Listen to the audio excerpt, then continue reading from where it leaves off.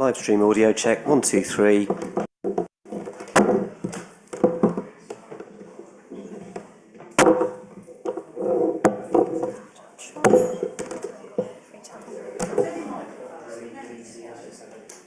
What?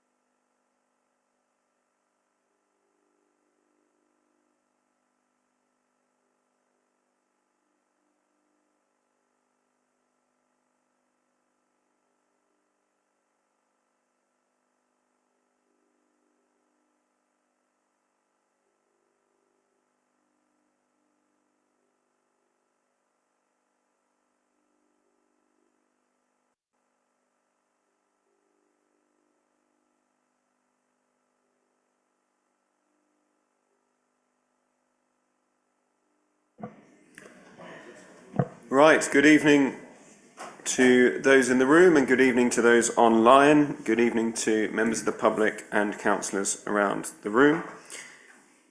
I'm Councillor Mark Corey, Deputy Leader of the Council, and I'm taking the meeting this evening because the Leader of the Council is away at the local government conference, as is the Chief Executive, as is the Leader of the Conservative and Labour groups as well.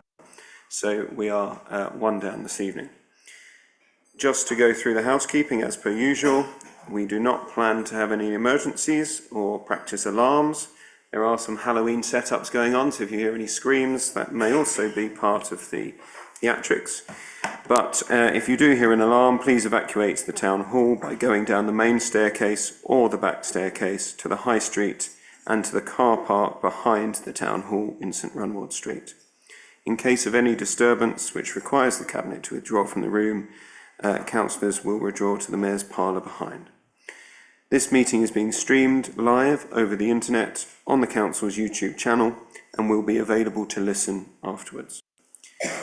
The use of mobile phones and other devices, including cameras, by visitors is welcomed, but you are requested to use them discreetly and not to disturb the meeting, to set them to silent, and to not use voice or camera flash functions. Speakers are reminded to use the microphones at all times. And I'll just introduce the Cabinet to make sure you understand the work of the Cabinet before I go to Cabinet members. And I have got a bit of a bad voice myself this evening. Hopefully you can hear me. So for the benefit of the members of the public, I'd like to explain that the Council's Cabinet is the main executive body of the Council. It is responsible for the day-to-day decision-making on all Council services and also makes recommendations to full Council on major policy issues and on the Council's budget. The Cabinet is made up of 7 councillors, each of whom is responsible for a particular range of services. So I'm Councillor Mark Corey, portfolio holder for resources.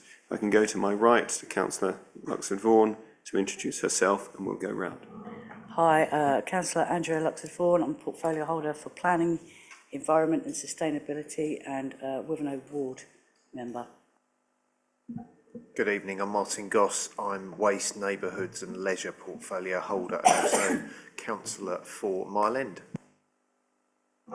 Good evening, Councillor Paul Smith, portfolio holder for housing and councillor for St Anne's and St John's Ward.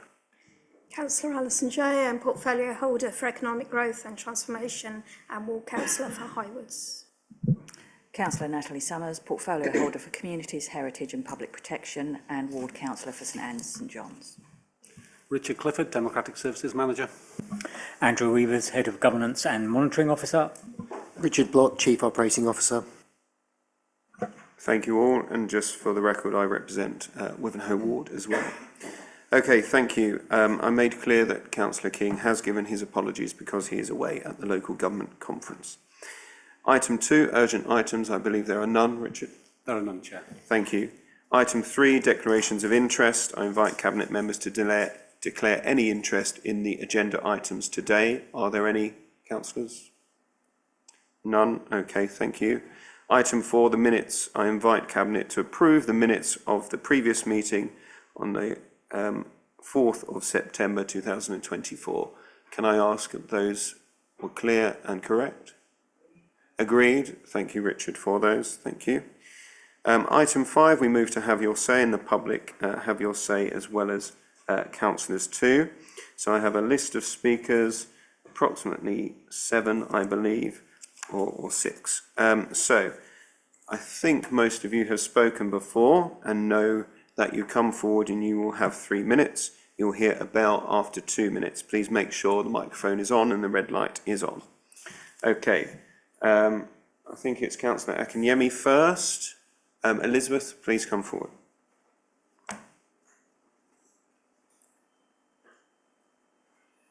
Good evening, Elizabeth. Thank you, Chair. Good evening, everyone. Thank you for having me. I would like to take this opportunity to highlight and celebrate the work, the achievements, contributions of people of colour to various businesses, organisations and establishments in and around the city of Colchester. The events, and in our case, in Colchester, the threat of violence and disruption that took place during the summer months, which were aimed at promoting division, hate, anxiety and negativity, thankfully did not happen. However, it did some unseen damage that we are still seeing the residues of them today to the fabric of our community. It is only right that I pay my respects for the contribution of people of color to health, to education, to research, to business, to entertainment, to politics, and many more areas that make our city progressive. I must register my observation and my opinion that much has not been done by the City Council to highlight this once-in-a-year event, which celebrates humanity in its different shapes and shades. Colchester is a fast-growing, fast-evolving city, and it is only right that the Council evolve in how we represent the people of Colchester. I would like to have the portfolio holder for communities word that more will be done in the future to highlight the positives of our diverse community and celebrate what is good. Thank you. Thank you, Elizabeth. I'm happy to go straight to Natalie. And I'm Yeah. happy Hi, to Elizabeth, come back. thanks for coming and thanks for your question. Yes, the problems we had over the summer across the country were very disturbing for everybody, and I can understand particularly how ethnic communities are still concerned that this is going to have an ongoing effect for the future. And I can assure you that the Community Safety Partnership, the council, and everybody involved in Colchester is doing our best to make sure these things don't happen here, and any effects we can mitigate them, and obviously make sure that it doesn't happen here at all. As regards to Black History Month, obviously usually it's our partner organisations, the Mercury, First Sight and Colchester Arts Centre that usually put on events, and we would promote them. There doesn't seem to have been very many events happening, unfortunately. There was a Black History Month event that took place at the Minories on the 5th of October, and there was a Black History Month cultural inauguration event on October the 18th, which we did promote on Instagram, but it was on Instagram stories, so obviously they don't hang around for very long. We've also, provided fundings for the event that took place at the Minories. We put £500 towards that, and we've also a Black History Month football game that we're also looking to put some funding towards as well. But yeah, I think we can always do more. So I will take that on board. I think we can, as I say, revisit this for next year and make sure that, obviously, if I'm in this position again, I will make sure that if there aren't any big events happening, why, and see if we can get anything off the ground. Thank you. Thank you, Natalie, and I fully appreciate your comments this evening, so thank you for coming and speaking. Sorry that you feel you had to make further comment, but I think having you engage with us to help will be useful. I've definitely heard it and will ensure the leader does, because communications is within his portfolio as well. Is there anything more, Elizabeth, you wanted to add? Thank you very much. Thank you. Next up, Nick Gilvers, please. I've seen Nick in the audience.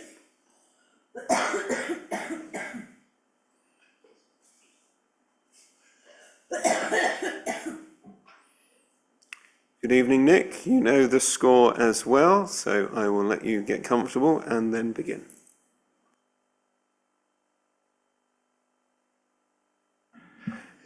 Evening, Chairman, Cabinet. I watched the scrutiny of the new waste strategy on YouTube. Questions about finance and vehicles were answered, but those about the impact on residents weren't. Two panel members didn't speak or ask a question. Another offered an opinion, not a question, and that being that you shouldn't pander to the anti-wheelie bin feeling and the fuss will blow over. Scrutiny of this lacked time, structure and completeness. The vast majority of people don't follow what the council are up to. They live busy lives and not many actually read the newspapers. A lot of people get through their week and will only apply themselves when the bins turn up. Then it gets personal. I was hoping that perhaps officers could expand on what they meant by community-led approach, because areas like Old Heath, and there are others, don't have residents' associations, nor a community or a town council. So how will you engage and, as you say in the report, garner our views? So don't just rely on social media, you need a rounded approach. In my view, staff need to get out and speak to people, explain and listen face to face. You should plan to have pop-up information gazebos outside neighbourhood shops or other high visibility sites, such as the Co-op in Wimpole Road or the Waterside Green at Roe Hedge. And the question is, what do you think? That takes me to the section in the report about T&Cs of assisted service. I do hope that is readily available and pitched in a friendly fashion, not hidden in bureaucratic small print. It should be on the information page of its own. Many of those who need it won't be the most able or confident in dealing with official bodies for one reason or another. The implication is that the onus is on the resident to find solutions to problems. For instance, for example, getting physical help from family and friends and neighbours. Well, that can be uncomfortable in itself for a lot of people. These things need handling with sensitivity. I was going to ask, can officers talk us through the steps to apply? Will the decision letters state the reasons for agreement or refusal, and on what grounds? Because the days of just saying yes and no are rather over. And who will sign them off? Are you checking the paperwork and the practicalities with age concern and external lawyers? I hope you haven't underestimated the task ahead. Now, to be clear, I'm not an objector, so you don't need to pander to me. But I understand the features and benefits, but like most people, I want this progressed with consideration to residents and our heritage. If scrutiny had answered my questions, I wouldn't be here. Thank you. Sorry, if I've got the moment, I will just add. Scrutiny should have broken it down in a structured fashion. It should have gone into the reasons, whys and wherefores, the consultation before and after, the operation in general, and then the questions of special assistance. It wasn't. It went all over the show. And in my opinion, if that was scrutiny, I'm a Chinaman. Thank you. Nick, thank you. I think going forward, I understand what you meant at the end there, but I will pass to Councillor Goss shortly. I think you do raise a number of points. You always do raise helpful points. And I don't know if you're involved in our resident panel, but I would have thought you could chair that very well. So I'm glad to hear you are. A number of comments there, most of which I'm sure Councillor Goss can answer. Things like pop-ups. I hope there's a positive answer there. And at full council, you mentioned colour, and Councillor Goss took that on board as well. It's something we've all thought was a useful point. But I'll pass to you, Councillor Goss, especially many comments and points, but the assisted collections was where some of the questions came in as well. Yeah, I mean, I'm going to cover the report as you would expect in a reasonable level of depth. I wasn't at scrutiny because I was on holiday, and it's up to the chair of scrutiny how they manage their meeting, and really, you know, that needs to be fed back to scrutiny, but they can obviously hear tonight what you've said and also read the minutes. So I assure you I won't be going all over the place. So I will cover those points off. I'll cover off some reasonable amount of detail and some facts, as you'd expect. In terms of communication, absolutely getting this right with residents from all backgrounds, all diversities, all technical capabilities has to be taken into consideration, a bit like how we did with garden waste, because we had to communicate with every single household that was applicable for the service. So that is covered in the report. I can obviously cover it when I present the report.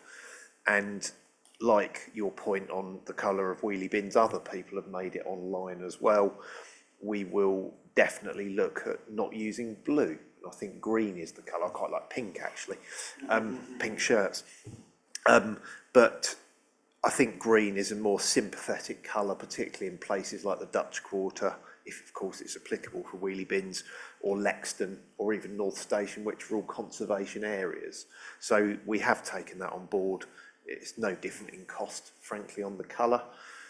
So, you know, we do listen, I do listen, and I want this to be a success. And that is why we are not going to suddenly open the curtains on a certain date next year and expect every household to have wheelie bins outside them. It's going to be done in a controlled fashion, a bit like we did the trial for rolling out, and we've got 30,000 houses with them successfully.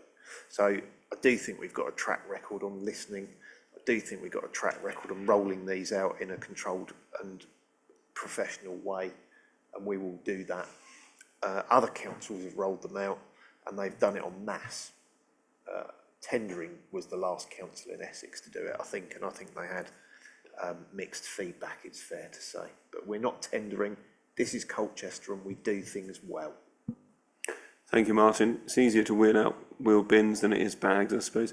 But on the assisted collections, will you cover that later, or is it useful to do that quickly? Yeah, I mean, absolutely, I will cover it, but assisted collections exist now. And there's over 1,000 houses or premises in Colchester that have those at the moment.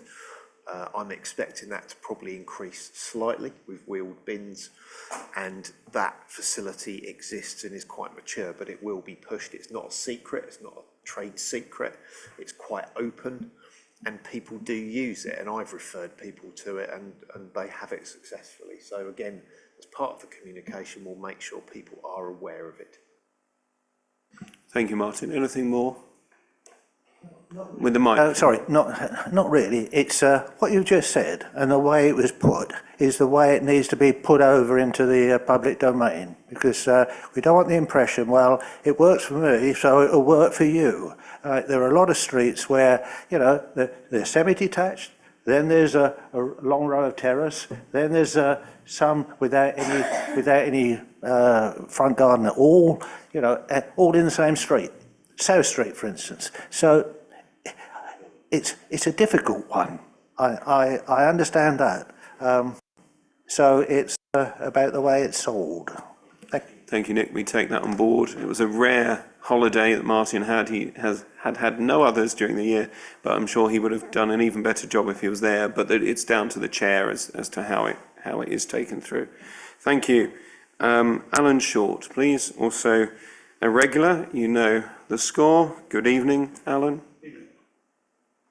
Over to you.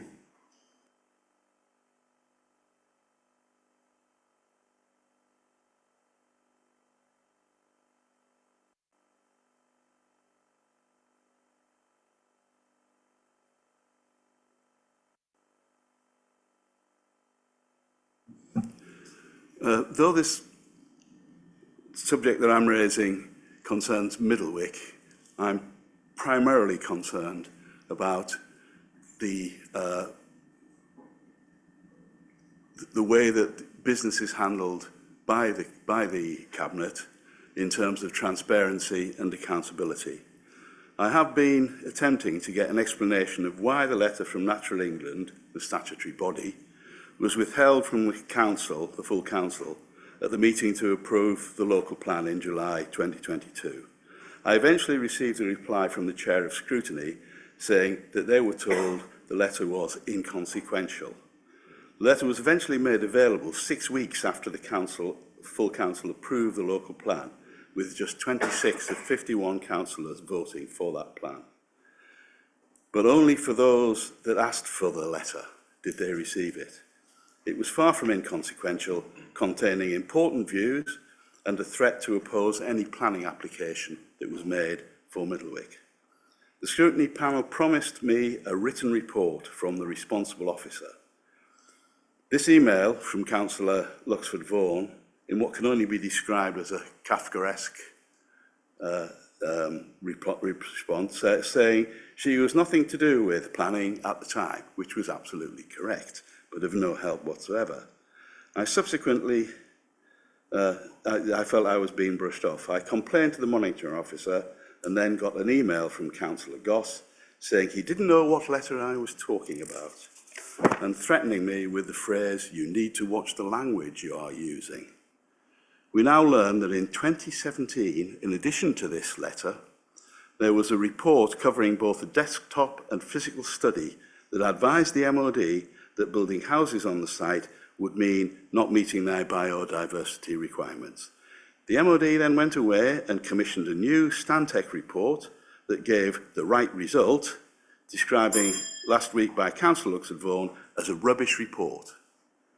Councillor Goss reported that they first received the report after the Council Planning Committee had already met. So he didn't disclose the evidence to them or the full council, but this was before the actual vote took place. When the full council made its decision, it was missing two important pieces of information. Being careful and parliamentary with my words, those responsible for this omission were being economic with the actuality, as Alan Clark MP once said. Thank you, Alan. I will go to Councillor Luxford Vaughan to help on that more specific matter. Okay, firstly, I believe the Chair of Scrutiny said that they would refer it to me, not an officer. I felt that the response you got was constructive and very full. Gave the context of the decisions that were taken at the time. But I have to thank you for introducing me to a new word, Kafkaesque. Had to look it up. And it says, Google tells me, it says extremely unpleasant, frightening and confusing and similar to situations described in the novels of Franz Kafka. That left me slightly in the dark as to how you would have liked to have, what you would have liked to have seen in that letter, because I just couldn't see a parallel between what was sent to you and that description. So I went to the monitoring officer, because you said you'd complained, to try and get a bit more detail, and he's confirmed that he's not received any kind of complaint. So I'm kind of unable to really help you with that part. You also said that I told you I wasn't the planning officer responsible for planning at the time. I was the portfolio holder for planning at the time. What I did is did a timeline of certain decisions and what my role was at the council at the time. And at the time of the Natural England letter, I was a councillor, which I put in that letter to you. But first and foremost, and I get criticised a lot for the way I communicate, and it's usually, Andrew, you're too direct. I probably could work on that aspect. I don't think it would be realistic to then say that I would be frightening or confusing. But the opening sentence of the response to you said, I couldn't have circulated the letter at the time because I didn't know it existed. I don't think I can be clearer than that. If I don't know something exists, I cannot be responsible for circulating it. So there's nothing untransparent about that answer. It was very, very clear. You suggest I've brushed you off. I think the content of it, I do hope that you got the letter that I wrote, and the only cog in the wheel that could have got it wrong is Richard, and he never gets anything wrong. Terribly efficient. What I felt I did, was explain the process in which that letter arrived, because just to make this clear, my role is an overview of local plan. So I have to understand the whole of the local plan process, most of which I've picked up as I've gone along before I've even become a councillor, but now very firmly established in my mind what happens when. It's a very rigid process. And the reason for that rigid process is, if you think about it, Section 2 alone has hundreds of sites. If every single resident could come in and ask for certain aspects of the plan to change on the basis of what they don't like in that plan, we would never move forward, ever. That's why it has the process it has. It puts in certain very important key dates like Reg 18, sorry to get technical, but Reg 18, Reg 19 consultations, in order to make sure that everybody has a chance to feed into that. And what I tried to explain to you was that Natural England are a statutory consultee. Regardless of what the site is, they will be asked to comment on its inclusion in the local plan. That, without doubt, goes. That is a standard procedure for local plan consultation. So Natural England would have been told, way back, we're looking at this site, what are your views? I've had it confirmed that they did respond, but it was not necessarily, it's more of a standard letter than anything else. They also had the opportunity at that point to put an objection in and to then turn up at the hearing. And an inspector has the right to turn around to statutory consultees like Natural England and say, I want you there. Whether you've asked to be there or not, I want you there. So the opportunities for Natural England to make a difference about that allocation would have been Reg 18, Reg 19 at the hearing itself, and then if they were unhappy with the conclusions that the inspector came to, not this council, but the inspector came to, that the plan was sound and that site was sound, then there is a time period after he puts out his final report for anybody, and that is anybody, to put in a legal challenge to it. By the time we got the letter from Natural England that you describe, not only had it been through that entire process, it also, it'd been through the way the timings work, sorry, I'll go backwards. The way the timings work is it goes to local plan. It's not my responsibility what goes in. I'm not behind the scenes looking at anything. It goes to the local plan. They decide whether the allocations are correct because they do the correct training to be able to analyse some of the evidence that we get. They make a decision. That then went to full council and it got sent to the inspector.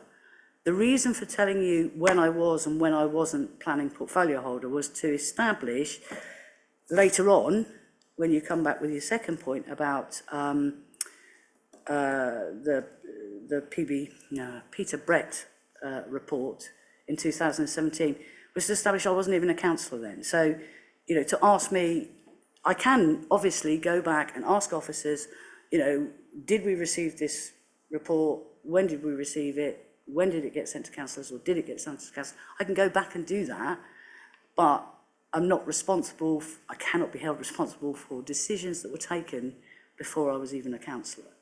So that's why I established what the process was, what we're working to, and when and if I have had a part in decisions that have been taken. I'll conclude by saying that officers are working really hard to get on with collating evidence, new ecological evidence with our independent ecologists, and to get the review underway. Both things have been decided to be done because, not exclusively because of Middlewick is inclusion in the local plan, but it's been an element to certainly the ecological report being commissioned is definitely as a result of inadequacies in the Santec report, which we didn't produce or commission. So, you know, they're doing everything they can, but, you know, there's not only got to go and reassess every single one of the sites in Section 2 that we've already got, they've also got to look at a massive list of new sites and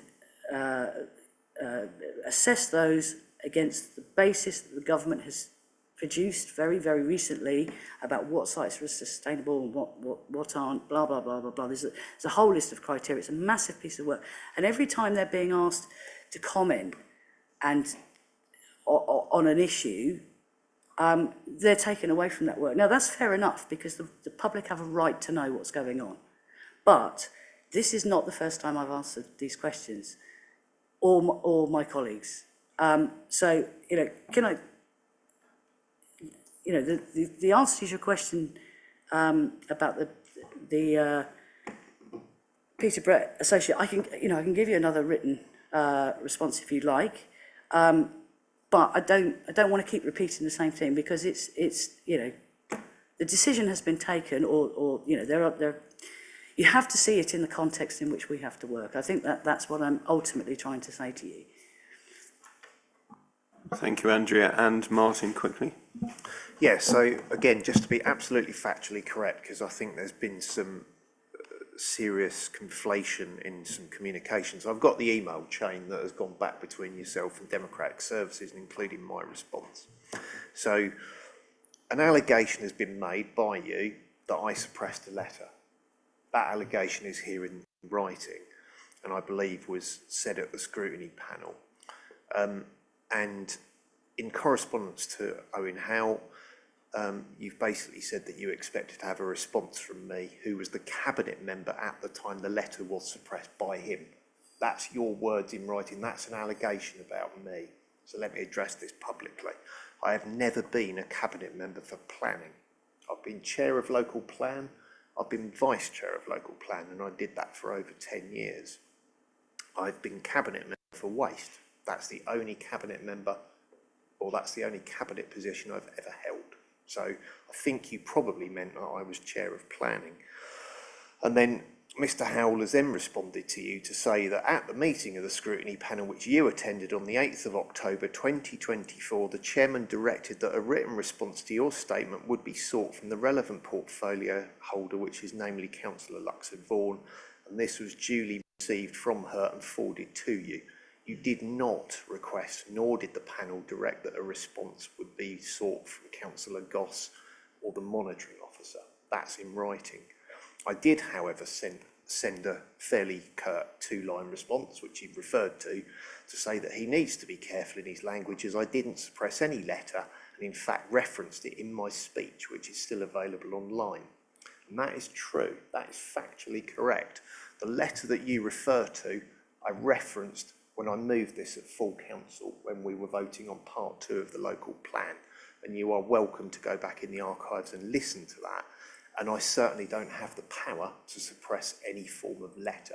And that is the truth. So I just wanted to put that on record, factually correct any inaccuracies, and I hope that that does bring to light the facts and the truth. I didn't suppress any letter. I've never been the portfolio holder for planning.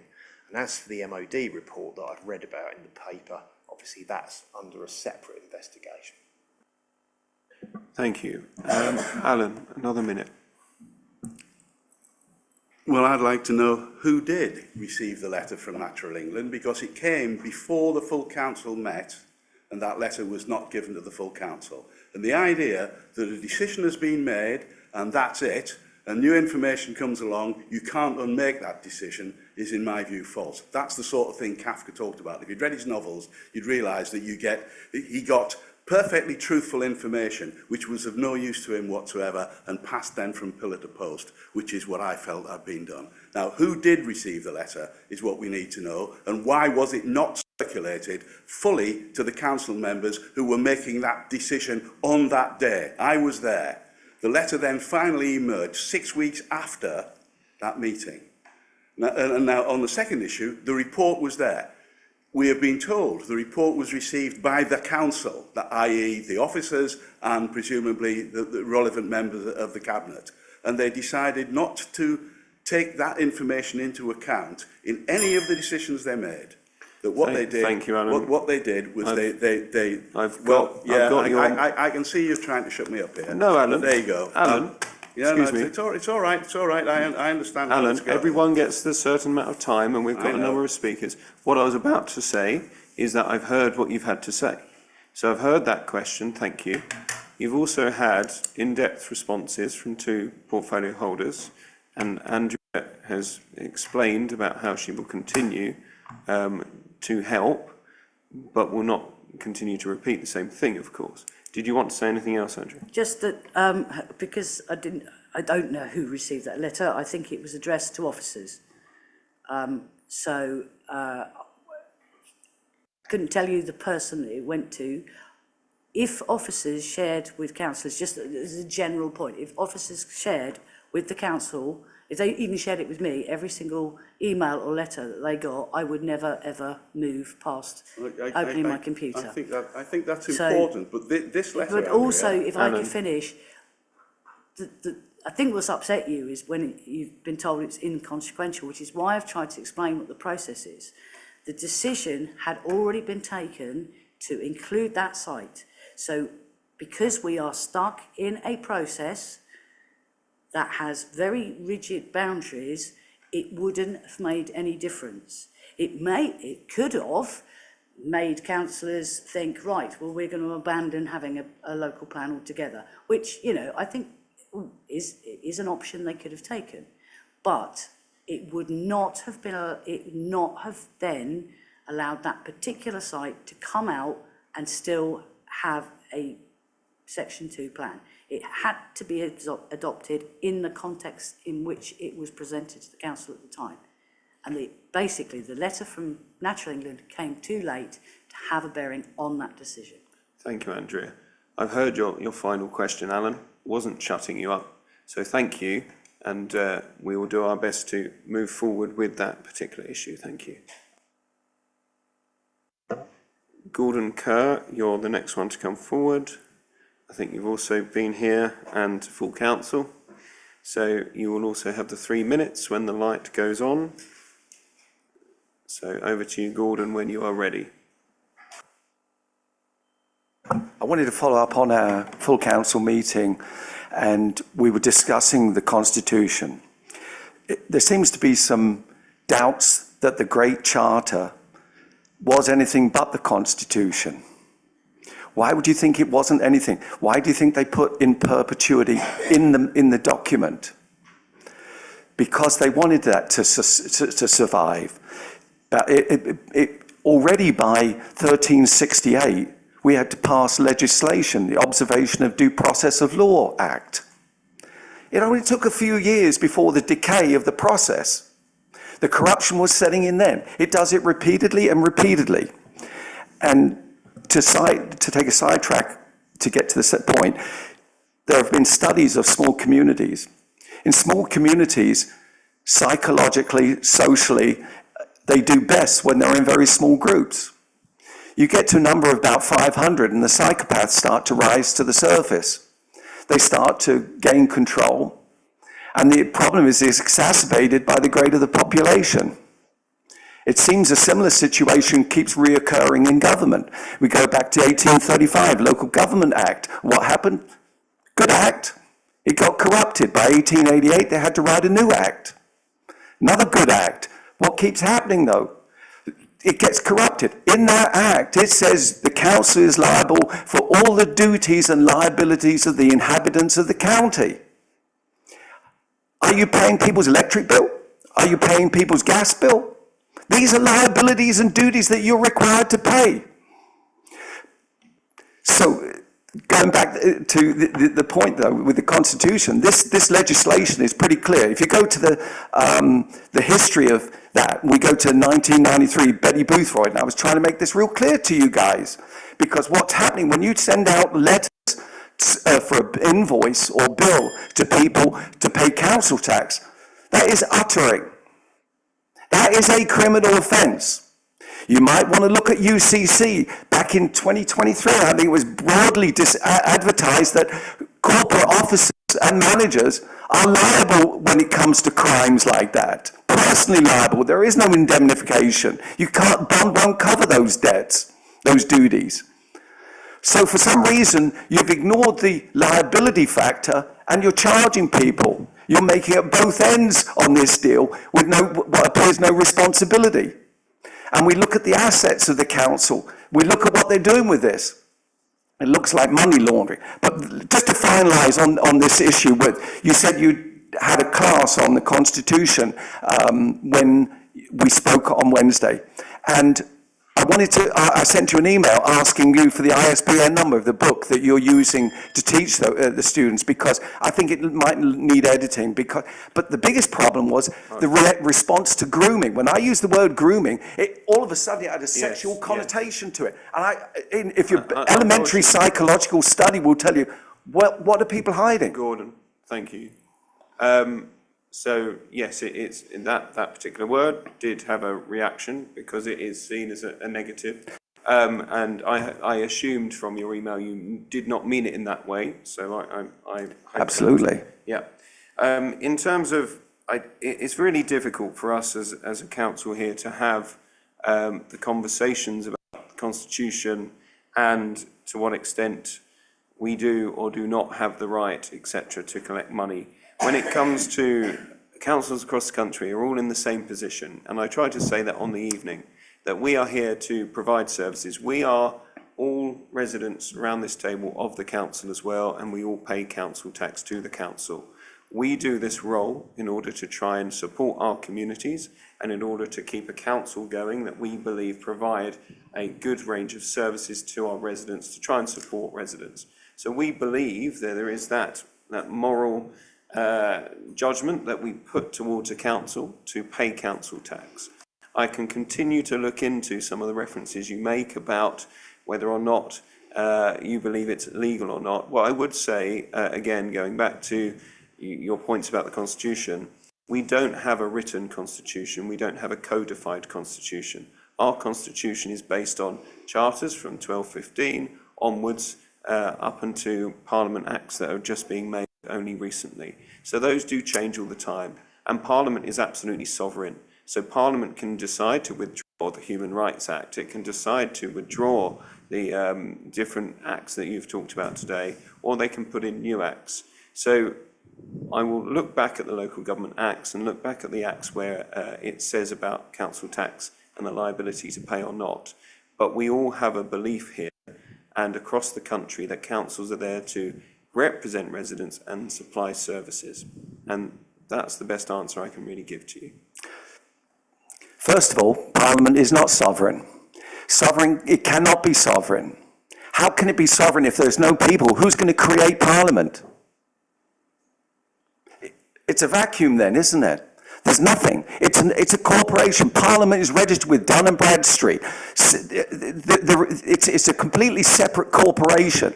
Everybody who is now what would have been a Crown agent under the Crown Agents Act are now attesting to their oath, and not the Crown Agents Act oath, an oath to the King and the duties of the Constitution. It is a constitution. They hadn't formulated the word constitution in 1215. I'm sorry, that's why they called it the Great Charter. That was the best they could do at that time. And I think they did a pretty good job of that. But these are your laws as well. The people you're referring to who are sovereign made those acts. They're not laws, they're acts. They made those acts, and in them, if you look at the section 78, 79 of the Local Government Act, you might want to write that down. You might also want to look at uttering and fraud as well, because those are the responses to what you're doing.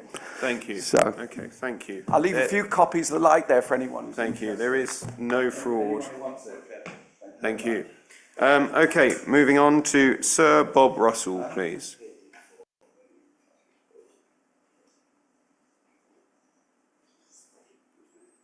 Good evening, Sir Bob. You definitely know the routine. The light is already on. You can either turn it off and start again. It's up to you. Returning to the 21st century. Chair, I'm disappointed the Leader of the Council isn't here, because really he's the one who ought to hear this one. Every year, people put themselves forward to be elected as councillors. And I believe that they do so because they want to better their communities. I have no criticism of any council of any political persuasion, but I've yet to see an election leaflet which says, vote for me, and I won't make decisions because I'll hand them over to officers. There's too much delegated decision-making. It's time that councillors took back control. You have given away too much power to officials who are not answerable to the electorate. You, 51 councillors, are answerable to the electorate. I'll give 3 examples in the last month. The first one is officers have decided to shut toilets in Castle Park. The ward councillors weren't consulted, they knew nothing about it. Why is an officer or officers shutting toilets in Castle Park? If they're to be shut, that decision should be taken by elected representatives who are answerable to the electorate. The councillors are the people's servants, and the officers are the servants of the councillors. It's gone the other way around now, whereby officers are making decisions and telling councillors, or not even telling them sometimes. I mean, on more than one occasion, I've contacted Councillor Gocher, who's left for work before the Gazette comes, and asked him about something in his ward, and he knows nothing about it. He's very good, he comes back as quick as he can, but he as a ward councillor doesn't even know, let alone being consulted, let alone being involved in the vote. So there's that one. And then we've got the desert island at Albert Roundabout. All the greenery is ripped out, all the earth's been taken away, and the island's been filled with sand and plants not of a British plants. They're not indigenous to this country. So what the hell's going on that we remove all the greenery from around it and we end up with a sand pit? And the wonderful decorative thing is rubble, put in metal or plastic circles. I mean, it's an embarrassment. But councillors did not make that decision. And then last week, I think it was, we had the gates into the cemetery in Councillor Harris's ward. I bet he didn't vote for it. I bet he probably didn't even know about it. And he's the elected representative of the people there. It can't be right. It can't be right. I mean, all of you surely, I mean, you've got democratic in your title. This is not local democracy. And then last Thursday, 15 councillors said they didn't want a particular planning application to be approved, and they were gazumped by an officer. I mean, the planning department of this council is semi-detached. Thank you, Bob. There's a few issues there. I know two of those were within Councillor Goss's portfolio, so if you are able to answer, Martin, I'll come to you shortly. I do understand what you're saying, Bob, I do. And I think there are many decisions that councillors do make, and that continues to be the case. There are decisions that officers do make, and we know that expertise when it comes to, say, planning, whether it's an extension to someone's house, and then it will be a delegated decision that unless there is a real reason why a community needs to know about it or to have it discussed, councillors will bring it to the planning committee. So there are definitely decisions taken by councillors and decisions taken by officers. But on these examples, I understand why you feel there's more of a public interest and councillors should be taking a decision.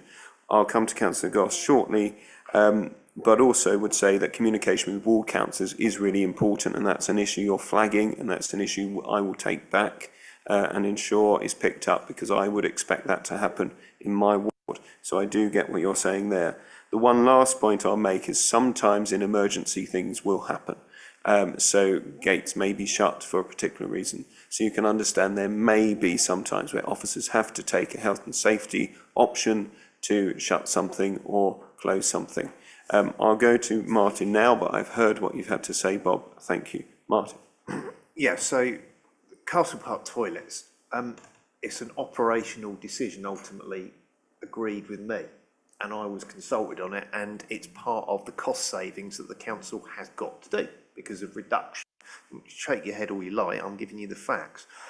The fact is we have to save money, and we have to take money out of the ID Verdi contract as a cost saving, as an example. And the toilet closure in Castle Park was one of those decisions, and there's been other changes made to save money. We have a budget saving we as councillors signed up to as part of the annual budget. We all voted on the budget. Well, obviously the blue team didn't, but we all voted for a budget, and included in that budget are budget savings where difficult decisions have to be made.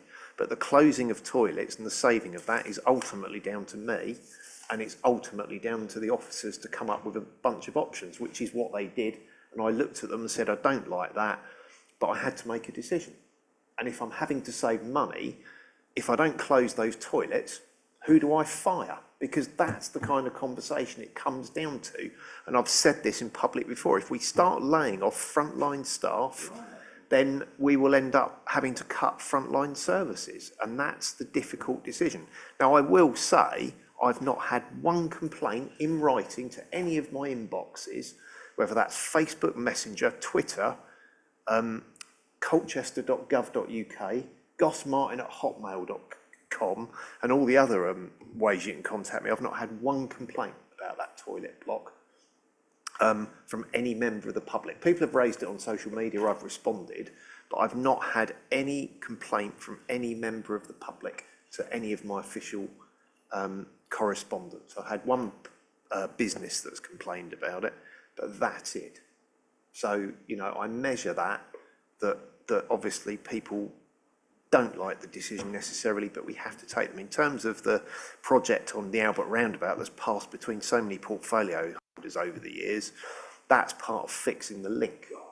And that's the final delivery. Now, if you remember, and I was the one that killed that project off because I didn't agree with it, was where they were going to put metal elephants all over it. So, and it was actually Beth Chatto, very well respected, Beth Chatto Gardens, that designed that to be future-proof.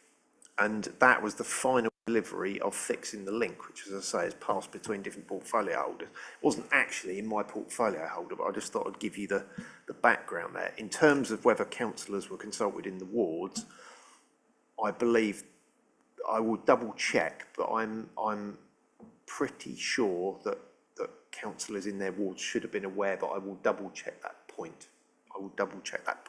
But those are the facts on the decision. Thank you, Martin. I think online you've explained the vandalism of the toilets as well, and the cost of that graffiti being one of the prohibitive costs about keeping it open. Thank you. Sir Bob? Well, it's completely missed the point. What I'm saying is these decisions should be taken by elected councillors, not by officers. It's ridiculous. I mean, last Thursday's planning meeting would never have been held if one item on the agenda and it was only there because a ward councillor called it in.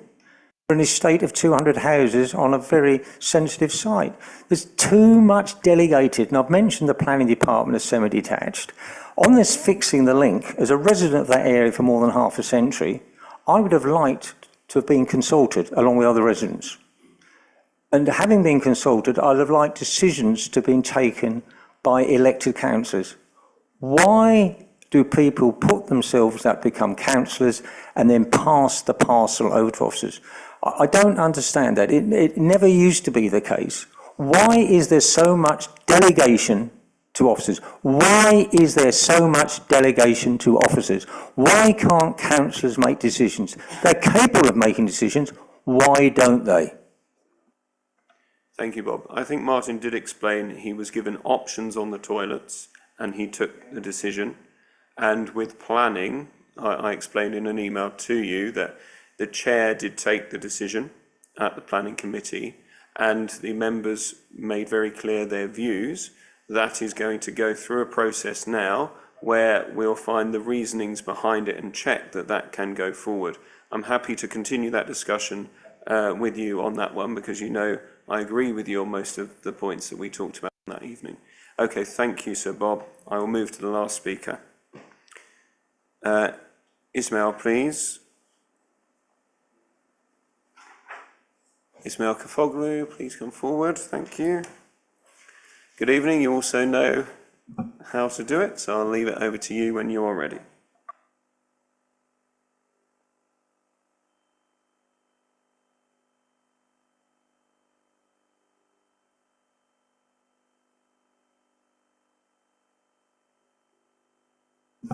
Hello. Firstly, I would like to start by thanking to Colchester City Council and the Essex Police for all the work and projects that they have been carrying out. Safer Streets, Knife Angel, It's About Your Son, Ask Angela, Girls with Goals, Domestic Violence, Exploitation and Suicide Prevention Projects, Coffee with a Cop, Operation Jebera, Stronghold, Project Salvatore, and many more. Thank you all very much for your hard work. Moving on to my questions and points I would like to state, I would like to begin with CSP and Colchester City Council's Community Safety Team.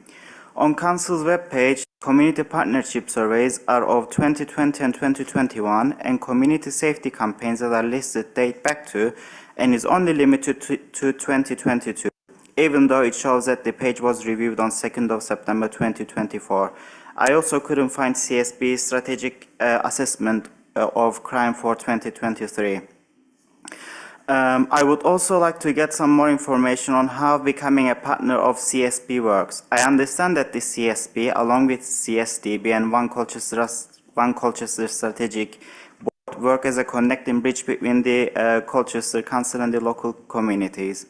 But on CSP's partner visit 2023-2024 visit list, I couldn't see any ethnic minority groups or communities visited.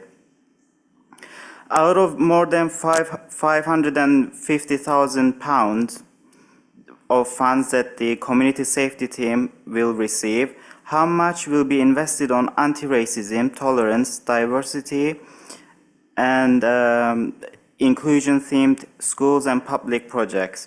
I personally think a 4-initiative project like It's About Your Son, Knife Crime Script School project will be received which received high praise would be most welcome. My second point will be a request of adding hate crime and hate crime report subsection under Council's community safety page, along with the relevant information and quick links to how to report. This update could also be promoted and shared online while reinstating and encouraging residents to report such incidents. Speaking of online promotion, I was disappointed to find no press release, news or announcements on Council's own official webpage or on its social media platforms regarding to Hate Crime Awareness Week and Black History Month. My third inquiry will be on Essex Police and Quarter 4 public perception surveys. I would like to ask what percentage of ASP reports were that of hate crime related incidents? And finally, according to the Quarter 4 public perception surveys, the outcomes on A, Essex Police understands the issues that affect your community was at 56%, and Essex Police are dealing with crime and ASB were at 55%. How the Essex Police, together with Council, are planning to improve these results of public perception? Thank you. Thank you, Ismail. Most of that falls within Councillor Natalie Summers' portfolio, so I'll ask her to respond, and if there's anything more, I'll come back to you. Thank you. Hi Ismail, thanks for coming. Thanks for your questions. Yeah, there's a lot there, as you know, as again with your question last week as well. There's a lot of statistics you're after there. So what I will say is a lot of the information in here I'm going to get to you in a written answer. So, but I'd like to thank you for your praise for the safety partnership and all the work that the police have been doing with the council and all our partners, because you know there's a lot of hard work that goes on there, and it's good to see obviously that antisocial behaviour is down. But yeah, there's always more work to do. But I'd like to stress that it is a partnership, and the council is not in charge of the community safety partnership. It is, as I say, it you know, we can help direct it, but when it is a partnership, so we are just a part of it. But we will look at, as I say, with Councillor Alison-Jay, she helps with a lot of the stuff on the website, Colchester Council's website. There are a lot of pages and links on there that do need work on, so we can look at those. I will ask the officers to look at the option of adding a hate crime reporting button so that we can see how that works and fits in. And obviously you've already heard my reply to Councillor Elizabeth on the Black History Month promotion and lack of events that have actually happened in Colchester. So we will look to do better on that in future.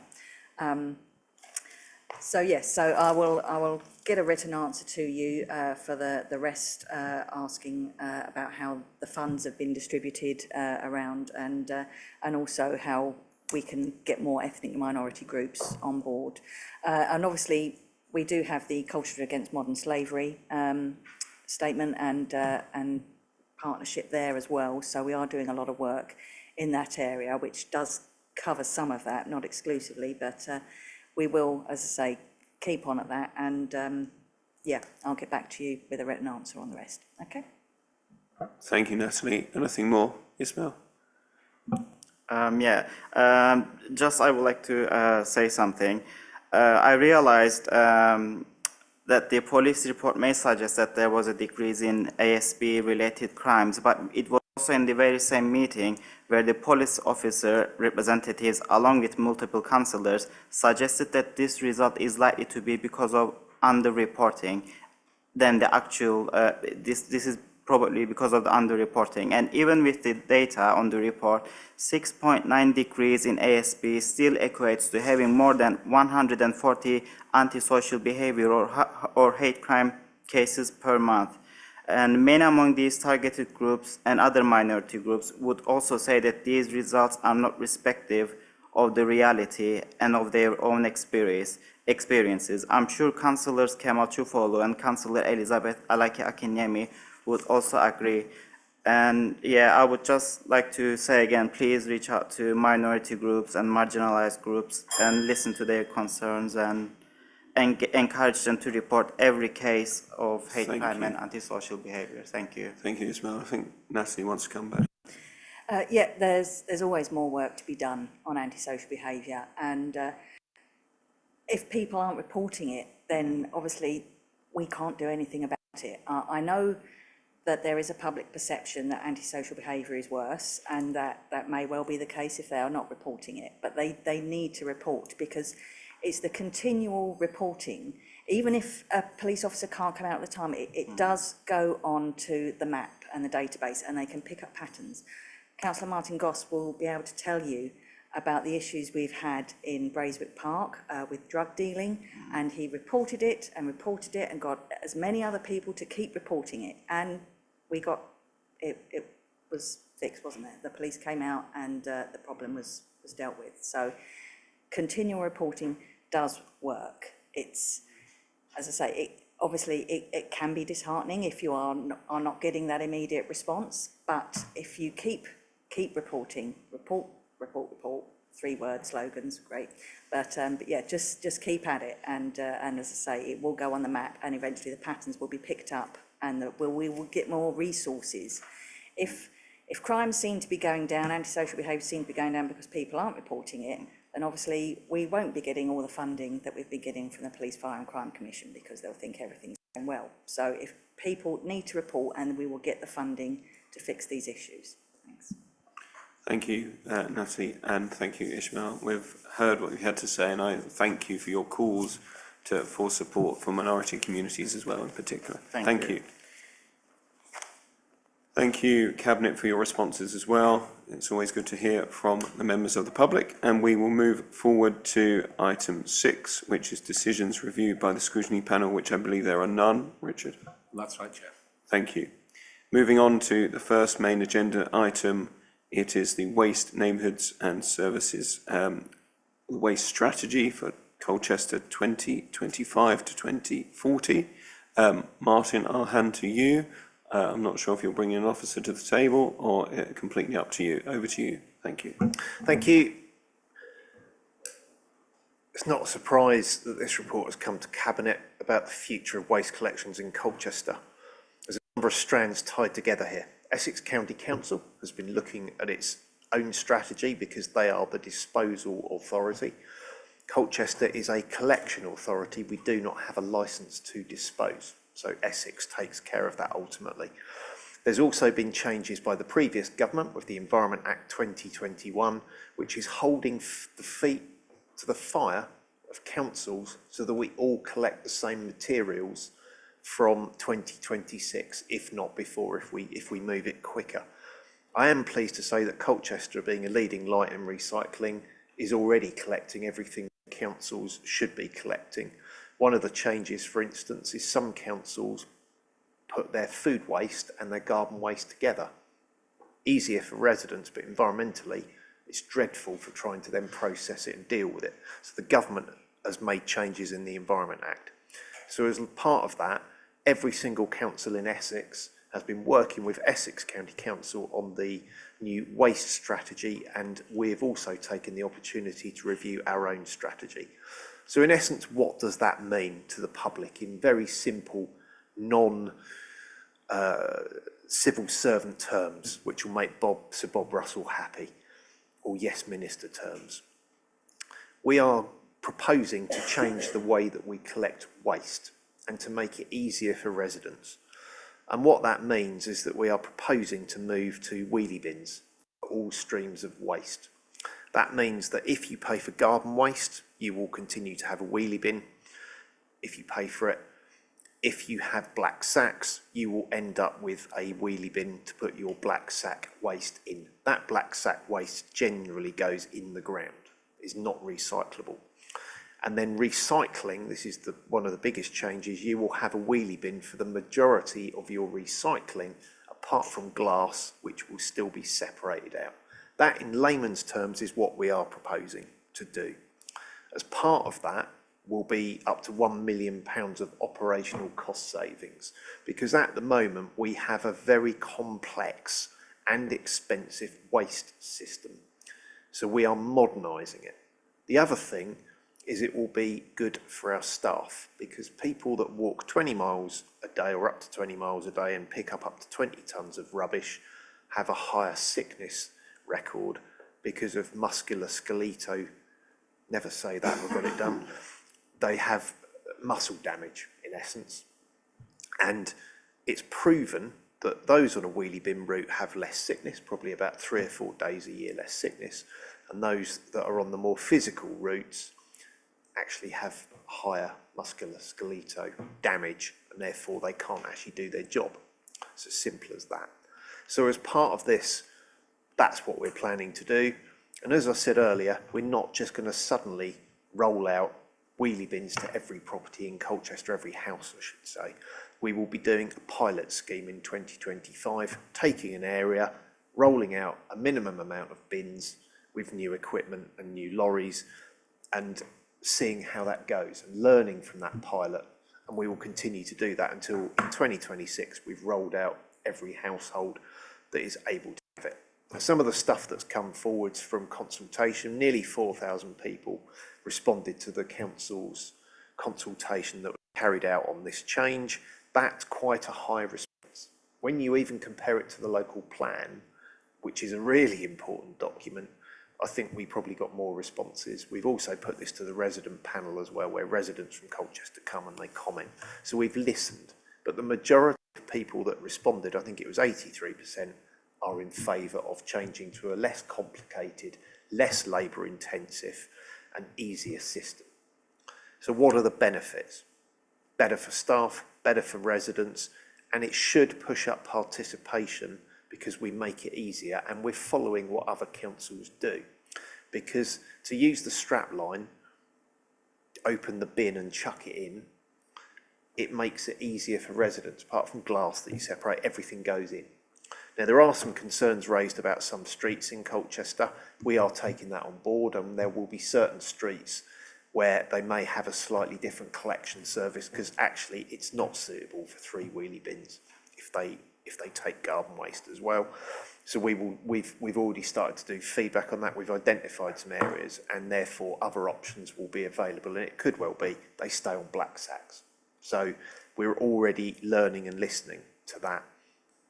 And that's what we'll take forward as part of that pilot, talking to ward councillors, talking to operational staff who know those streets. So that, in essence, is what we're recommending tonight. This has been through scrutiny and all party scrutiny panel, and therefore, obviously, some feedback has come from that. Colour of wheelie bins was one of the things that has come from the floor from Mr. Chilvers, a very well-respected resident, and that came back from scrutiny. So we're going to listen and act on that. So this is a live process. This is a live project, and that is how we will manage that. Communication is the final thing I'll talk about, and it's covered in the report. We will absolutely be communicating, and it won't just be through social media. We will be writing to residents, there'll be stickers, there'll be leaflets. If we need to do road shows and things, then we can build that into the communication plan. That's absolutely fine to do that, so thank you for the suggestions. So garden waste, I think we communicated it quite well. We wrote to all residents, we stickered everything we could. It was all over the Gazette, it was all over social media, so I think we hit that about as hard as we could. So we will do the same here. We will push assisted collections for those that need them, and we will be as inclusive as we can in ensuring that we communicate in a number of ways. So that is what I commit to, this is what the report commits to, and overall this is good for Colchester residents, it's good for our staff, it's good for the environment, and it should push up our recycling rates longer term, which is good for everybody.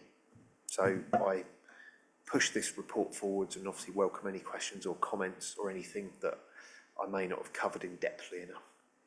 Thank you, Martin. I will go to have our say speaker first, which is Councillor Harris.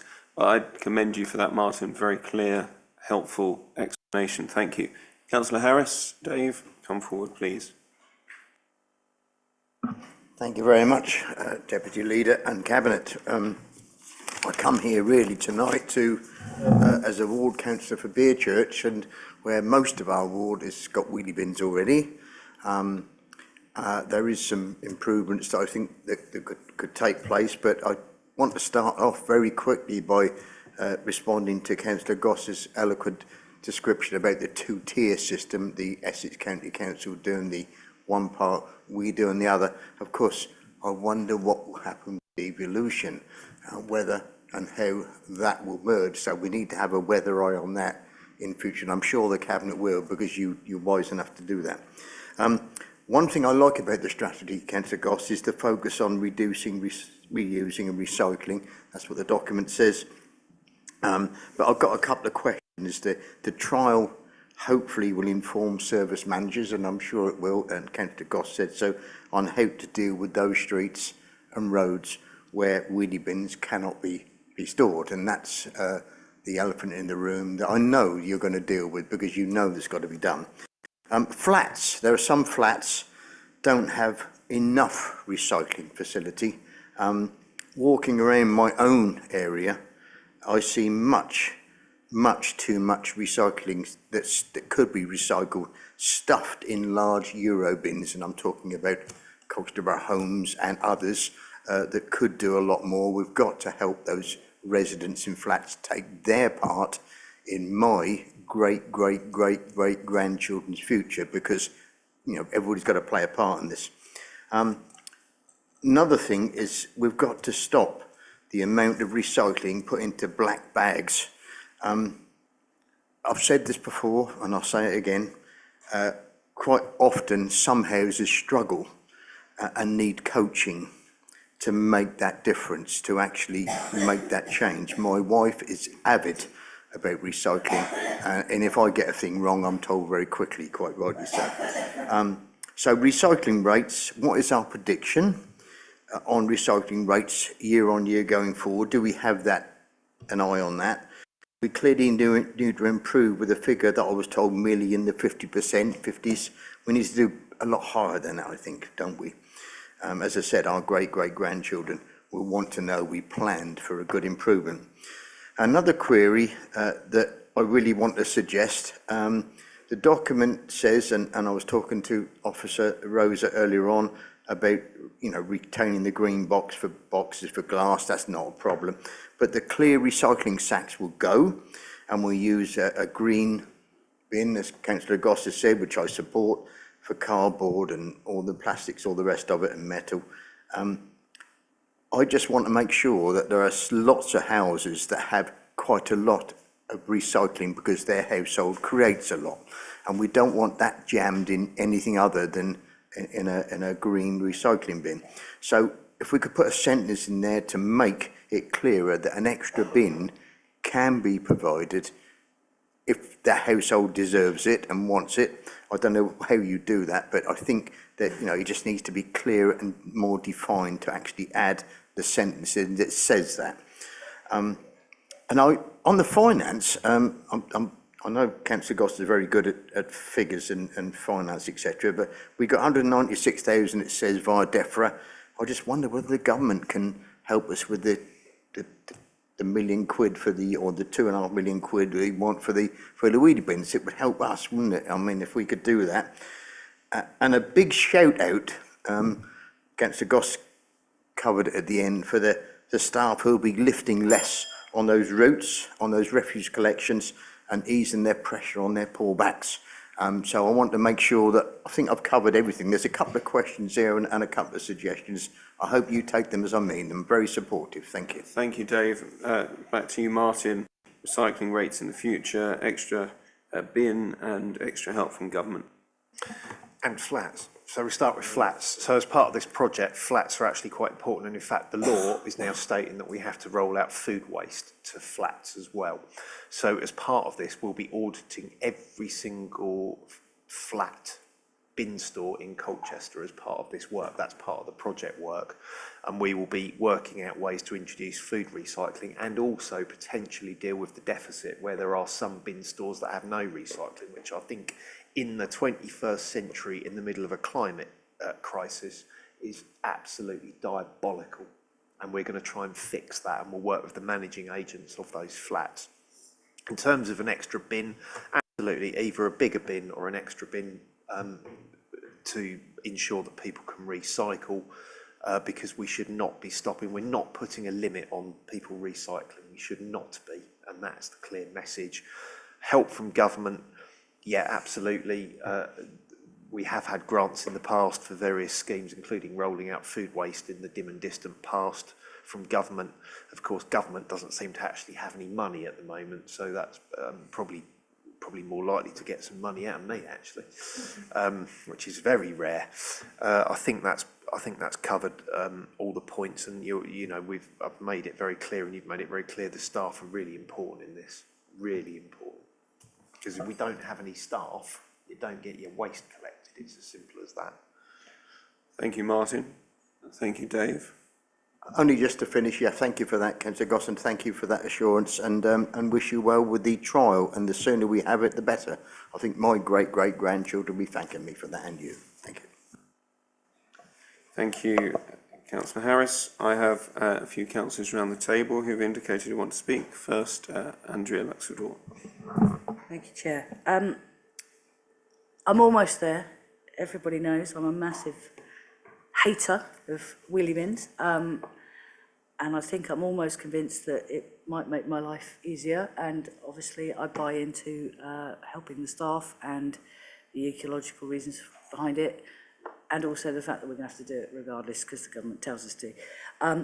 I guess, you know, one of the things that's taken me over the line is the fact that we are going to do a pilot and we're going to actually maybe adapt it because of issues we will pick up on that.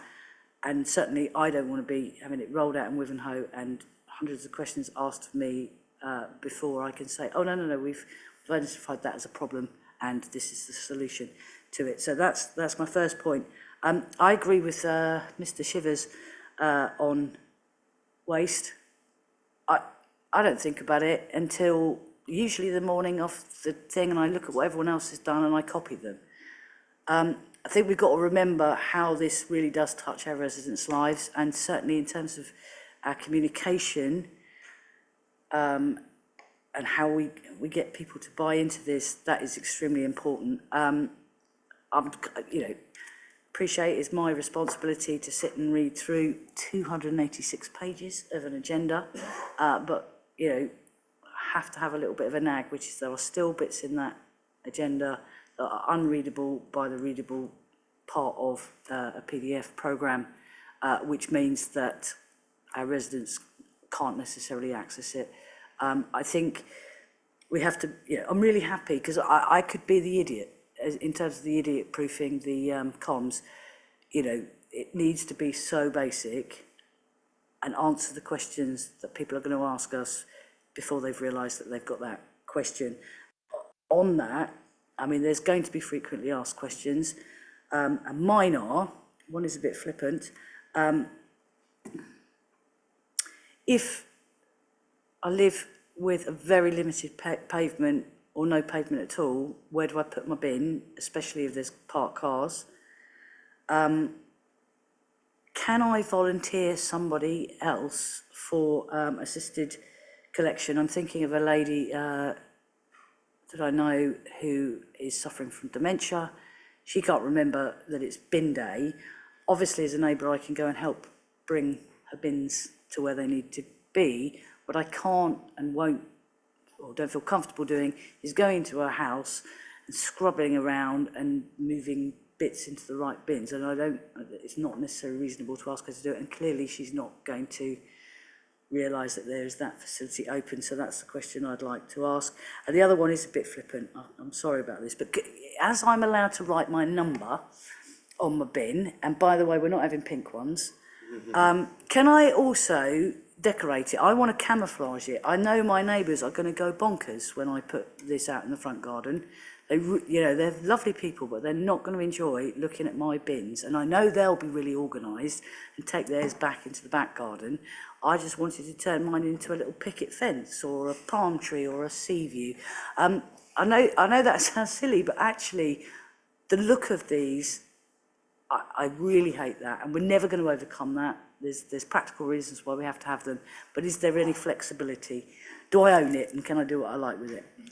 Thank you. I think the comms team are having a chat about a competition there for designing wheelie bin It's my new wrappers. business, Mark. Yeah, Andrea, you always come up with some very good points and make us all smile. And you are right. It's something that touches all of us as residents. I leave the bins till the last minute before I go to bed that night because it's a job you don't want to do. So I fully understand it. And Martin, it is a job you want to do and you're doing it as best as you can. So if you could try and answer a few of those points. Well, it's actually my wedding anniversary tomorrow, 10 years, and I know tomorrow night one of the things I'll be doing is sorting my recycling. How exciting. Lucky your wife doesn't recycle you. Well, indeed. She may well do. In terms of camouflaging wheelie bins, I think we'll have to take that one away. I mean, you know, the wheelie bins have to be seen by the staff to pick them up. I I think if you go back to the last James Bond that Pierce Brosnan did that had invisible cars, that's probably what ended his career as Bond. I'm afraid we can't have invisible wheelie bins. That would probably end mine as a portfolio holder, but we will obviously take that point away. Obviously, the sad and genuine point you mentioned about dementia, what the staff can't do is go and sort people's rubbish. That's not what assisted collections are, just to be really clear. We can only put the equipment, the bins, back in a certain location and pick them up from a certain location. That's what assisted collections mean. You know, that's a really sad case, but a genuine one. There's only so far we can go, but we will. Our staff will always go as far as they can. So that's what assisted collections will be. Obviously, hopefully, you know, people in the community have the right support, either from social. Can I volunteer? You can volunteer, but obviously it will be looked at, and the bins will be picked up from an agreed point. So, but that's good community relations. Obviously, looking out for your neighbours. I think that's covered all your points. Thank you. Like Andrew, I praise the pilot way of rolling it out. I think it's excellent to learn as we go. Andrew was talking about places without pavements, etc. So clearly the answer is likely they won't be able to fit the wheelie bins, and therefore they'd be on a separate route. And we have examples like that in our ward of Wivenhoe, and of course other parts of Colchester. Just near to the town hall here in the Dutch Quarter will witness those similar problems. So I agree with Andrew about the communication, answering those frequently asked questions, and I know you and the comms team and the recycling team will do as best as they can with that. So I'm grateful that you really have explained this as well as possible. It has been in front of the scrutiny panel with cross-party involvement, as well as initial involvement from policy panel quite some months ago, working on this. So it has been a combined council and councillor contribution. If there are no other comments, Councillor Smith and then Councillor Jay. Thank you. Yes, a couple of comments. Firstly, what's impressed me about this has been the fact that we are actually working closely with the county council. I can remember a time, and I think you were there, Deputy Leader as well, when our waste strategies and those of the county council seem to be in opposition to each other, and it's great that we are now working together on an agreed plan to try and deliver the best for the people of our area, rather than trying to shove as much cost from our pocket into the county's council or vice versa, because I think that was a very destructive period, and I'm glad that relationships are much better. I do think the strategy where we're going, I am also going along the same journey as Andrew did in getting to like my wheelie bin. But more importantly, it's not just me, it's my residents. One of my residents came up to me and said, I've always hated those wheelie bins, but I've had to have one for garden waste. And I hate to say it, Paul, but you were right. They are actually a good idea. And when the magpies were attacking the black sacks of our neighbours' black sacks last week, I thought, yeah, I can see some distinct advantages here. So I do like the approach that we're taking to it. It's working well. We do, of course, though, have to bear in mind that we're in a changing environment. The government is bringing out new regulations on waste, on what the producers of glass, bottles, cans will have to do. And it's quite possible those changes will impact on what we do in the future. So we can't expect that this is going to last in perpetuity, but equally we can't wait for the perfect solution to come down from government. For one reason above no other is that we've got a fleet of vehicles that need replacing. And if we don't buy vehicles with lifts on them, then we're not getting wheelie bins for the lifetime of those vehicles. So I'm very encouraged with the report, and I'm very pleased with the progress that's being made, and I think we're doing a great job of taking the residents with us. So I think this could well be a good step forward for the people of Colchester. Thank you, Paul. I completely agree. It is painful to agree when you're right. But I am also of the same view, similar. I think I came there a bit quicker, but on wheelie bins, that I was very ambivalent and wasn't sure about how they would work.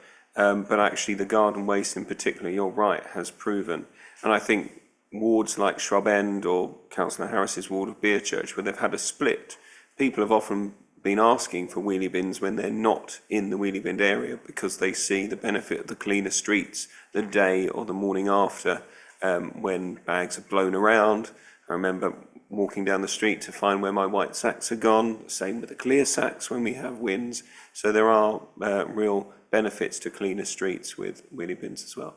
Alison J, last point on this matter, I think. Yeah, just very quickly, but as a passionate ward councillor, I do have residents coming to me with concerns. I've got a lot really in favour, but I just want to make sure that the communication strategy will include councillors so that we get good briefings so that when they come to us asking about assisted collections or different size bins or all the options, that we're fully aware of what we can offer them and how we can help them. Yeah, I think it goes without question. I think we'd fail in our duty of care to the public and to our councillors and the whole democratic system if we didn't do that. We have been doing it and we'll continue to do that. And yeah, you've got my word that that is what we will do. One point I didn't answer on Councillor Harris, and I've just remembered it. He asked me about recycling rates. The strategy is trying to push us towards 70% recycling. That's the Essex strategy. And obviously we've signed up to that over a long period of time. So year on year, that's what we're aiming to push towards over a longer period. But as Paul said, packaging and what happens with that and less packaging could change that as well. But we can only deal with what we know today. Thank you, councillors, and for those who approach the table. We'll go to the recommendations. Let me just do that.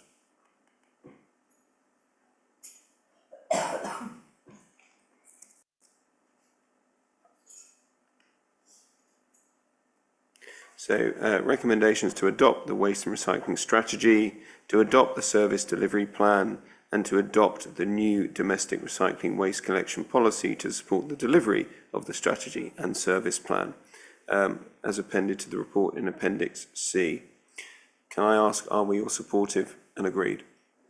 Agreed, thank you, excellent. That is passed and moves forward. I'm aware we're coming up to 90 minutes, councillors. We haven't got too much on the agenda, but I suggest perhaps a 5-minute comfort break, and then we'll come back to finish the meeting. You in favour? I see nods. Okay, 5 minutes, thank you. See you shortly.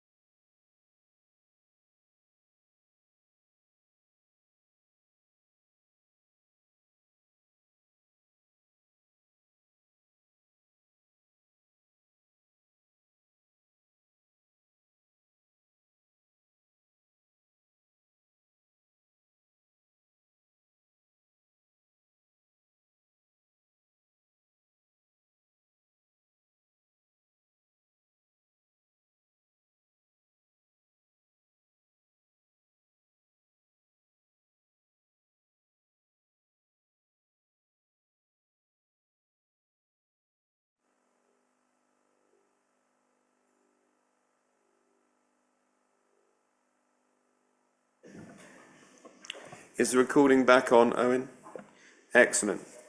Thank you. Welcome back to those who are watching online and those in the room. So we'll move on to item 8, which is the strategic plan refresh 2024 to 2027, a city fit for the future. Now, this strategic plan has been updated and refreshed and is including some of the fit for the future plans to ensure we can deliver on our strategic goals and ambition. And I just wanted to read through and just make sure those listening and councillors are aware and remember our key strategy and strategic aims within the report. So let me just get there. And I will also then go to councillors around the table who may want to talk to their parts of the strategic plan once I get to the document. Bear with me.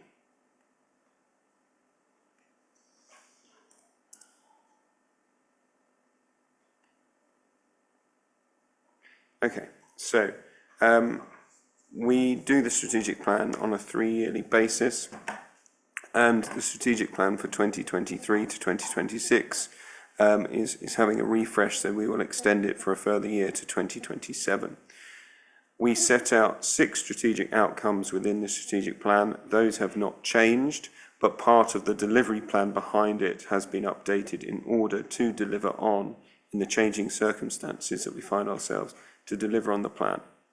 There are 49 specific actions that will be monitored robustly and managed, and performance will be checked alongside the KPIs, the key performance indicators, which are often checked at scrutiny. And Councillor Alison Jay, you manage performance within your portfolio, so you will be at the scrutiny panel overseeing some of the strategic plan delivery and performance indicators. The 6 outcomes that we hope to achieve through our plan are the following: to respond to the climate emergency, to deliver homes for those most in need, to improve health, well-being and happiness, to grow our economy so that everyone benefits, to deliver modern services for a modern city, and to celebrate our city, heritage and culture. So I'm hoping that with the refreshed plan that's in front of you, councillors, within your portfolios, you can commit to the delivery of this plan. And I want to ask around the table if there are any comments upon that delivery of those 6 strategic outcomes, please. Councillor Smith. Thank you. Yes, I will take the opportunity to highlight the issue of housing. I make no bones about it. It's a major problem, not just for this council, but for the over 400 families who are currently in temporary accommodation. I'm delighted to say that this week, the first of those households have moved into the new accommodation that this cabinet has acquired on a lease in the former student accommodation. This is a significant upgrade in the facilities that are available and will mean families being able to move out of bed and breakfast accommodation where there's no laundry facilities, there's no drying facilities, there's no cooking facilities, into accommodation which is much better. And this fits in, I think, very well with what we're seeing in the strategic plan. I'm very pleased that this is happening, and it's happening this week here in Colchester. And I think all the officers who've been involved in this project, and it has been a difficult one to get over the line, but it's been achieved. And I'd like to thank them all, not just on behalf of the Cabinet, but on behalf of those families who are now seeing the benefits of better accommodation. Thank you. Thank you, Paul, and I believe that is on record, your thanks to the staff, and thank you to you for pushing that and finding a shorter term or medium term solution. I know you're working on longer term solutions overall because the housing crisis is very real, and you make us aware of that at most of our meetings, and we hear from residents coming forward the crisis that they are in. So that is such a positive step forward. Thank you for the work, and thank you to officers on that. I think the 6 strategic outcomes rely on things like a decent home in the first place as a foundation before we can commit to the other 5. So thank you for offering that insight. Are there any other comments, or are we happy with the plan refreshed and the delivery plan as it stands? We happy to agree? Okay, excellent, thank you. We are agreed, and we can move on to 8.2, which is the social media strategy 2024 to 2026. I'm really pleased to see this social media strategy come forward. We have seen in the last year or so, with the way in which our communications have taken a more engaging route, we have absolutely seen an increase in public responses. Sometimes complaints in terms of what's going on in the town centre or what have you, and they're responded to quickly and engagingly. And sometimes our more positive statements and news stories are also shared more because of the strategy that we are taking. So let me just allude to some of the increases in the engagement that we've seen. Just want to find that within the report.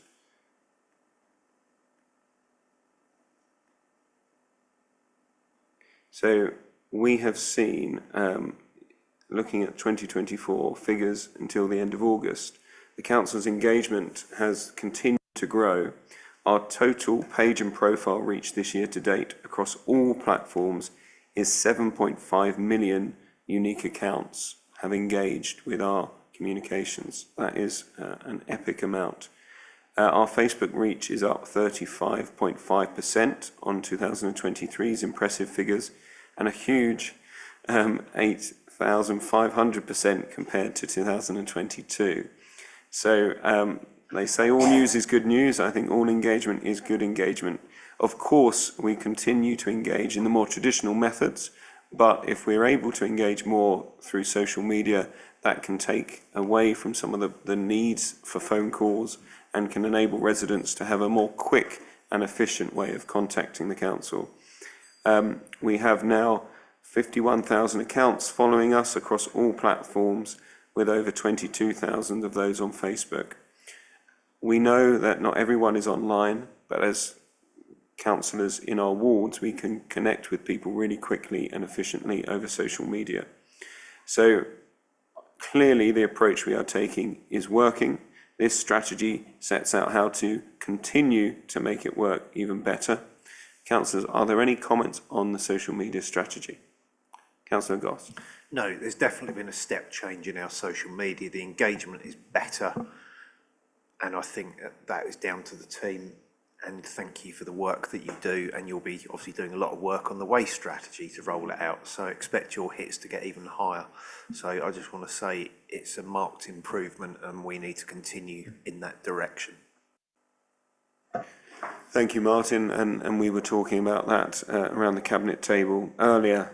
It really is an improvement, and we need to ensure all of our different comms are as good as that. There's conversations to continue about the website and engagement there and the search function. But actually, if we can get residents engaging through different mechanisms and the council still pick it up, then that is ideal. So thank you to those in the audience from the comms team. You are doing a very good job. It's clear in the figures, and we approve this strategy. Let me just check the recommendations, how clear and simple it is. Yeah, it really is simple to approve the social media strategy 2024 to 2026. Thank you, councillors. Excellent. Moving on to item 9, the Local Government and Social Care Ombudsman Annual Review Letter. Alison, I'll go straight to you as this is your portfolio, and I know Andrew Weavers is here ready if there's any further comments. Alison. Okay, so this is the annual review letter to us from the Local Government and Social Care Ombudsman on the number of complaints it receives from each local authority, including Colchester City Council. We're just here to note, and I think what we need to highlight is it's updating us on any complaints received about our council services. Anybody can raise a complaint, and it's right across the board, so including the homes and our waste services. I think we should be pleased in saying there's only actually been 22 complaints to the Ombudsman, which, when you can bear in mind the number of residents, can only be a positive thing. 5 were upheld. That is an increase on previous years in terms of both numbers and percentage, but I think that probably reflects that people are a lot more aware now that they can make a formal complaint and go through the processes, and that also there are new standards on this, particularly in terms of housing, that people are aware of, and we need to be very careful about. We've complied with all the recommendations 100%, and the satisfaction with the remedies has been 100% as well. So I don't think there's anything too much here to be concerned about. The only statistic that did jump out at me a bit is that in comparison to similar authorities, we're performing slightly worse. But actually, having said that, on only 5, it's a numbers game. So I think that's more reflective of the type of complaints we've had in this particular year. I think we should accept this report. It's going to G&A for scrutiny, and obviously as portfolio holder for the customer's point of view, I'm going to pick up any issues in terms of, to me, some of the cases that are particularly mentioned are communication more than anything, and just make sure that our communication processes are in place and satisfactory. Thank you, Alison. I'm sure you'll go through some of the detail at governance and audit as well, and I thank you in advance for that. Therefore, councillors, can we agree to note the report? Agreed. Thank you. Excellent. Moving on to item 9.2, the renewal of member charter status. Back to you, Alison. And again, thanks for the work that Richard Clifford, as Democratic Services Manager, has done on this, and he would support if need be. Thank you. Okay, so yes, as you say, this is about our renewal of member charter status. It's something we already hold. We've held for a number of years, and it's renewed every 3 years. The recommendation came from the Member Development Group, which I chair, and I'd like to thank all the members there for their engagement. We've had a really good year, actually. We're seeking reapplying for the charter status for another 3 years. It will cost £3,000, but that's come from our budget. It just shows that member development processes are in line with good practice with other local authorities, and reassure our residents that all members receive supported and effective training, which gives them the skills and knowledge to do their elected roles properly and well. And I therefore recommend that we accept this report. Thank you, Alison. I think it also relates to the next item as well, the calendar of meetings, because we do try and fit in so many different briefings and training sessions. I went to one on mental health of councillors and residents recently that was really supportive, and have been to a number of briefings that have been set out by our officers. I usually do take this opportunity to thank Richard and his team, and I will do so again. I think we are served so very well. I go to other councils, and I think they pale into insignificance when looking at the support that they get compared to what we get. So I do really appreciate the investment that the council puts in and the officers put in from the Democratic Services team to ensure we are the best we can be to respond to residents in our communities. So I support this too, and can I ask that Cabinet we agree to continue with member charter status? Agreed. Excellent. Thank you. We'll move on to item 10. That's the calendar of meetings 2025 to 2026. I have had a comment from Councillor Chris Pearson, who's unable to attend Cabinet today, but would ask the following question under item 10. Please can the administration ensure that the meeting calendar is coordinated with the Essex school term times so that meetings are not arranged during half-term holidays, Christmas and Easter holidays, for members with school-age child responsibilities, or for those who work in education or have a partner who is in education, these are rare times during the year where and when a break can be taken. I thought we had agreed at council to this arrangement some years ago, but I note there are meetings diarised during the next half-term holiday. Now, I appreciate this comment and have been here at council for 17 years and find that this can happen, and as a teacher as well myself, part-time, it is a struggle sometimes to get away. But I also understand the amount of meetings we do have, and we do have to fit them in. So, Richard, I'm aware that you had some comments in response to Councillor Pearson. I'm also aware you're taking the minutes. So, when you are ready, if you would like to come forward with some of those comments, just to give both sides of the coin to this, that would be helpful. Thank you. Thank you, Chair. Yeah, just in terms of the issues Councillor Pearson raises, as you'll see from the calendar, it does highlight where the Essex school holidays on it. So it is something that we look at when we're planning the calendar. In terms of our policy, we avoid full council meetings during school holidays, and that's something that is shown in the calendar. However, I'm not aware and haven't worked to a policy of avoiding meetings in the other holidays. And given the number of meetings and briefings that we are now running to, I think it would be impractical to do so. It would effectively mean us losing that 7 weeks of the year. I've looked at the calendar for next year, and there are a fairly limited number of meetings scheduled during those times. I think there are 2 planning committee meetings.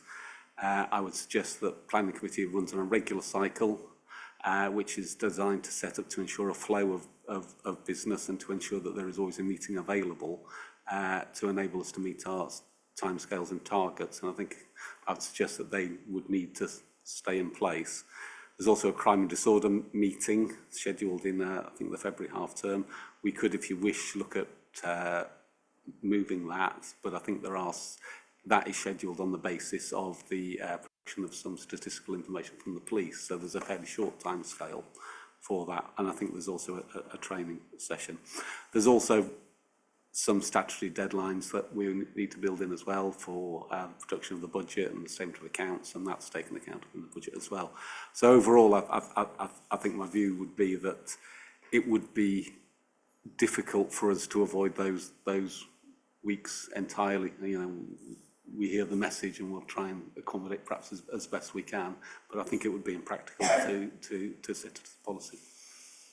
Thank you, Richard. I think it's clear from you how thoughtful the process has been. You've made it clear that full council meetings, which I think is the minimum expectation, and that has been adhered to. You're absolutely right about planning. There's nothing more I can say on your response. I think it's a very full, thoughtful and appreciative response. We can give that to Councillor Pearson, and everyone has heard it here. I do have Councillor Smith and Councillor Summers, though. Paul? Thank you. Yes, I think this also reflects the fact that we didn't get any increase in the number of councillors when the Boundary Commission looked at it, and that has an impact. And clearly, where there are meetings, substitutes are always permissible. And I would add another point that some of us who don't have children desperately avoid the school holiday periods to go away, partly because it's cheaper, but partly because also there's not lots of kids wandering around, which some people find an advantage. Me, for example. So I think it's a difficult thing to fit in there, but I think avoiding all councils where there's no substitutes is absolutely right. But in other meetings, substitutions are available, and so therefore I feel it is reasonable to have them. And for planning, we'd have to have them, otherwise we might find things getting approved because we couldn't have a meeting in time. Thank you, Paul. Natalie? Yeah, so it's a very busy year as always. Just one thing, there's no crime and disorder committee in September like there normally is. I know you said we've got one in February, but we normally do have one in September. Richard, please. I think, well, I know we have discussed with the team that support the Crime and Disorder Committee. I think in previous years, up to a couple of years ago, we ran on the basis of one per year, and I think the feeling was that that would be sufficient. But if, obviously, the Cabinet's view is that they would, sorry. Yeah, we can take that back and look again. Thank you. Thank you. Yes, I know as Chair of Scrutiny 1 year, we decided whether or not to have 2 in the year or 1. So I think it will be open to negotiation and discussion with the Chair as well. Thank you. Okay, can we then, Cabinet, please approve the draft calendar of meetings and to delegate the authority to cancel meetings to the Chair of each relevant committee or panel in conjunction with the Head of Governance. Are we agreed? Agreed, thank you. Excellent. Moving on to the progress of responses to the public, I believe we have discharged all of those responses and duties. Is that correct, Richard? Yes, Chair, I believe so. Thank you. Excellent. Then we move to, there is one item which is the minutes on the Part B of the agenda. As Deputy Leader, I'll still read the exclusion of the public notice once I find it. And then we'll agree it. Oh, does anyone want to discuss the minutes? No? Well, therefore, can we agree it without going into Part B, please? Agreed? Excellent. Thank you for the advice, Monitoring Officer. Excellent. We've finished 1 minute before 8.